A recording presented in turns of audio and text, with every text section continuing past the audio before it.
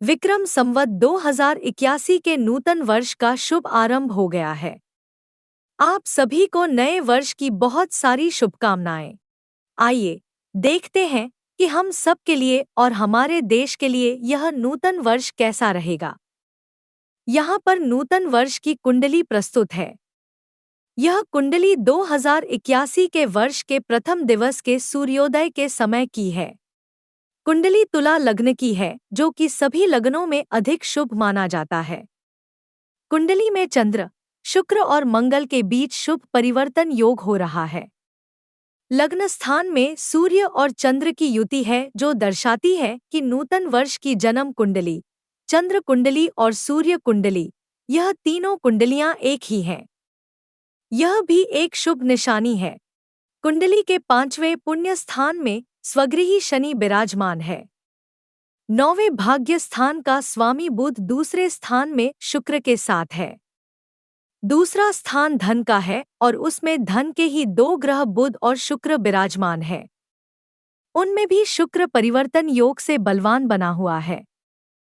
कर्म स्थान में मंगल नीच का है, परंतु परिवर्तन योग से वह उच्च का बल प्राप्त कर चुका है। चंद्र के साथ उसका केंद्र योग बड़ा ही शुभ लक्ष्मी योग कर रहा है। साथ ही नया वर्ष गुरु के नक्षत्र में शुरू हुआ है और गुरु समृद्धि का ग्रह है। पंचमें शनि के साथ उसका केंद्र योग भी शुभ है। कुल मिलाकर देखें तो आर्थिक स्थिति के हिसाब से अब का नूतन वर्ष बहुत ही लाभकारक साबित होने वाला है। यूँ कहो कि विश्व की डामाडोल परिस्थितियों के बीच भी भारत की आर्थिक स्थिति बेहतर रहेगी। यह आर्थिक स्थिति भारत की राजनीति को और भी सफल और प्रभावक साबित करेगी। विश्व की अनेक जटिलताओं के बीच भारत की कुटिलता इस देश को सबसे आगे रखेगी। अब कुछ ऐसी संभावनाओं पर भी ध्यान देते हैं जो इस देश के लिए एक ललकार की तरह होंगी। 6ठे स्थान का राहु देश और दुनिया में किसी बड़ी महामारी का संकेत दे रहा है।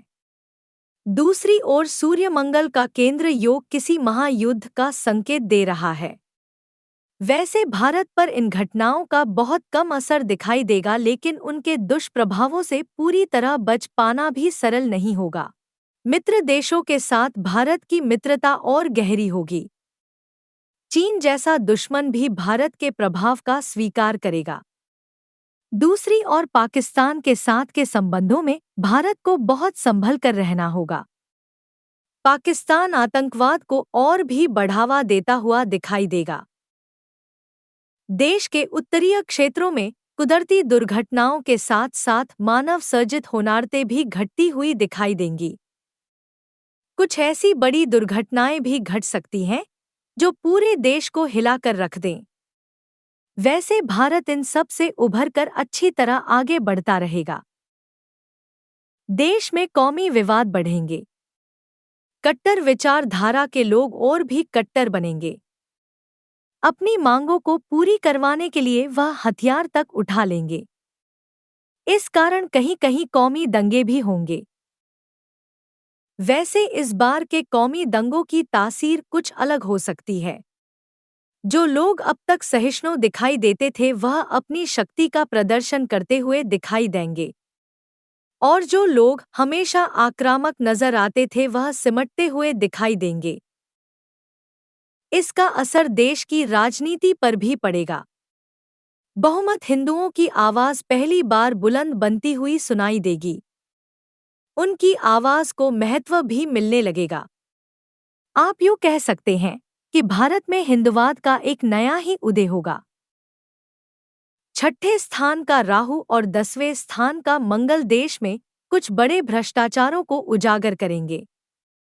इसका असर सत्ता पक्ष पर भी पड़ेगा। कुछ बड़े नेताओं को अपनी कुर्सी छोड़ने की नौबत आएगी। कुछ नए नेताओं का उदय भी होगा। देश में अब के बाद जो राजनीति दिखाई देगी उसमें नैतिकता की जगह कट्टरता अधिक होगी। इसका सबसे बड़ा झटका कुछ बड़बोले स्यूडो सेक्युलरिस्ट लोगों को लगेगा।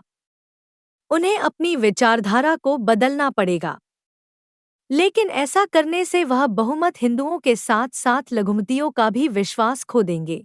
नरेंद्र मोदी और अमित शाह के लिए नया साल बहुत सारी कसौटियां और कठिनाइयां लेकर आएगा। वैसे उससे देश को लाभ ही होगा। यह दोनों सारी कसौटियों से पार उतरते हुए दिखाई देंगे।